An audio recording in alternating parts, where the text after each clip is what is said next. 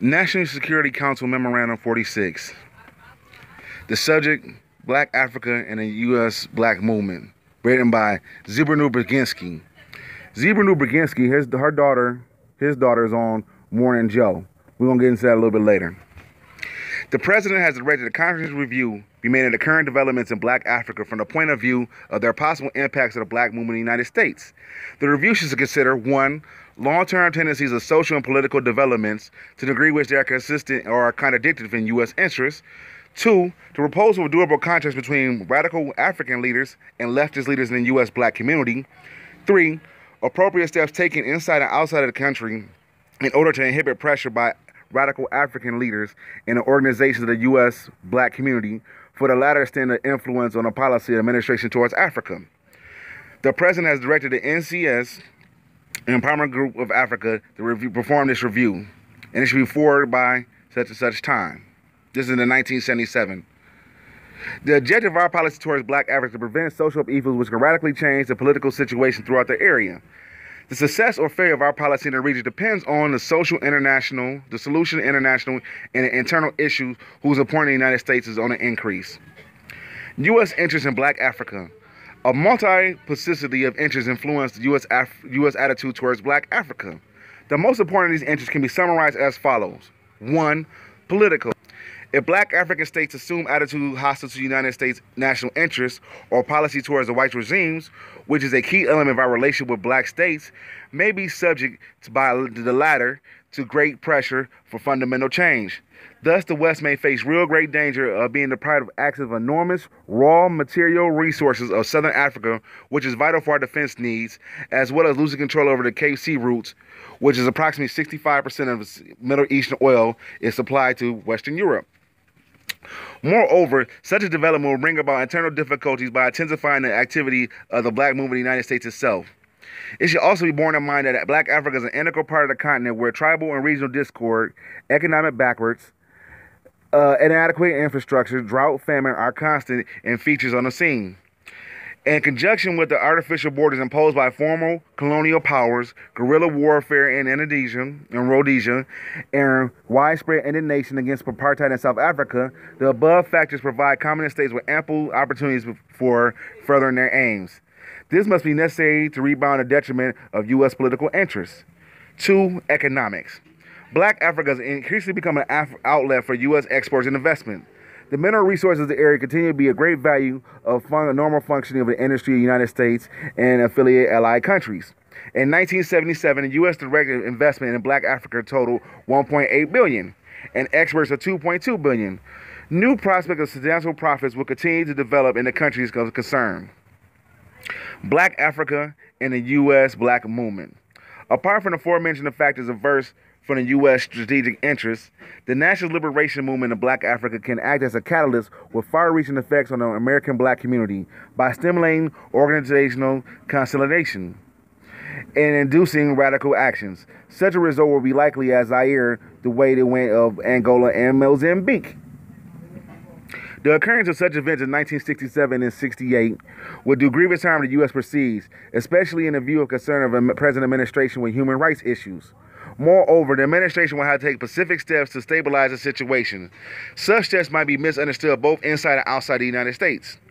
In order to prevent such a trend and protect U.S. natural interests, it would appear essential to elaborate on carrying out effective countermeasures. 1. The possibilities of joint action by U.S. Black and African nationalist movement. And elaborating U.S. policy towards Black Africa, due weight must be given to the fact that there are 25 million African American blacks whose roots in Africa are consciously or subconsciously sympathize with African nationalism. The living conditions of the Black populations also should be taken into account. Immense advances in the field are accompanied by long-lasting high rates of unemployment, especially among the youth and the poverty, and a dissatisfaction of government social welfare standards. These factors taken together may provide a basis for the joint action of a concrete nature by the African nationalist movement in the U.S. Black community. Basically, actions taken in the form of demonstrations and public protests, but the likelihood of violence cannot be excluded. There will also be attempts to coordinate their political activity both locally and on the international organizations. Inside the United States, these actions could include protests, demonstrations against our policy towards South Africa, accompanied by a demand of boycotting corporations, banks, and which maintain links with that country, establishing a permanent black lobby in Congress, including activists, leftist radical groups, and black legislators. The reemergence of Pan-African ideas, the reassumption of protest march, recalling the days of Martin Luther King, renewal of extremist and national ideas, establishing an African republic on American soil. Finally, leftist and radical elements in the black community could resume extreme actions in the style of the defunct Black Panther Party.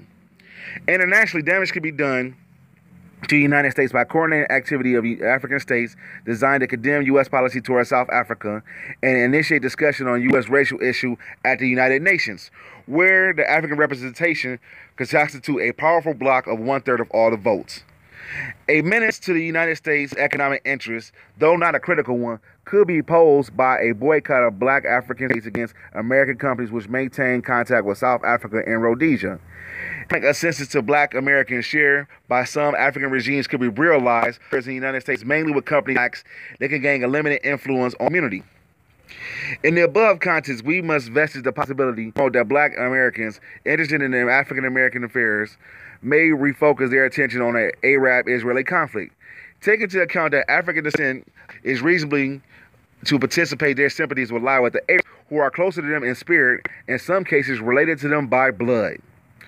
Black involvement in lobbying support for the Arabs may lead to serious dissensions between American blacks and Jews. The likelihood of such extreme action by either side is negligible, but the discord may bring about tensions in the internal political climate in the United States. 3. The political options. In the context of a long-term strategy, the United States cannot afford a radical change in the fundamentals of its African policy. It is designated for the maximum protection of annual security, and in the present case, emphasized and laid more importance for black Africans for the U.S. potential political, economic, and military interests. Recommendations. In a way to range of U.S. interests in black Africa, the basic recommendations arranged without intent or imply our priority are: 1. Pacific states should be taken to help appropriate agencies to inhibit coordinated activities of the black movement of the United States. 2. Special clandestine operations should be launched by the CIA to generate mistrust and hostility in American and world opinion against joint activities of the two forces and to cause division among black African radical nationalist groups and their leaders. 3. U.S. embassies in black African countries, especially interested in Southern Africa, must be highly suspect and a key in the view of activities of certain political circles and influence of individuals opposing objectives and methods of the U.S. policy towards South Africa. It must be kept in mind that the failure of the U.S. strategy in South Africa will adversely affect American standing throughout the world. In addition, this would mean a significant diminishing of U.S. influence in Africa and emergence of new difficulties in our internal situation due to worsening economic process. 4. The FBI should mount a surveillance operation against black African representatives and collect sensitive information on those, especially at the UN, who oppose U.S. policy towards South Africa. Information include the fact on their links that with leaders of the black movement in the United States, thus making it possible at least partial neutralization of the adverse effect of their activities. Trends in the American black movement. In the connection with our African policy, it is highly important to evaluate the correct in the present state of the black movement in the United States, basing ourselves on all available information and try to devise a future development. Such an approach is strongly invested in our perception of the fact that black Americans form a single ethnic group potentially capable of causing extreme instability and towards our strategy towards South Africa. This may lead to a critical difference between United and black Africa in particular. It also encouraged the Soviet Union to step up its interference in the region. It will pose a serious threat to the delicate structure of our racial relations within the United States. Above all, consideration give rise to concern for the future security of states. Since the mid-60s, when legislation on human rights were passed and federal and local measures to improve black welfare have been taken, as a result of which U.S. black movement have undergone considerable changes. The principal changes are as follow. Social and economic issues have supplanted political aims as the main preoccupation of the movement, and the actions formerly planned on a nationwide scale are now being organized locally. Fragmentation and lack of organizational stratification of the black population and the lack of policy options to unite them, one of a national leader comparable to the standing of kings. The options. The concern security and United Nations policy options arranged without intent to apply priorities. They are: A, program within the framework of the present budget for improvement of the social, economic, continuing development and present trends of the black. B, to elect a program designed to perpetuate the black movement and neutralize the most active group of the leftist radical organizations presenting different social strata of the black community and encourage division within black circles. C, to preserve the present climate which inhibits the emergence from the black leadership, a person capable of exerting nationwide appeal. D, to work out and prevent operations in order to endure durable ties between U.S. black organizations and radical groups in the African states.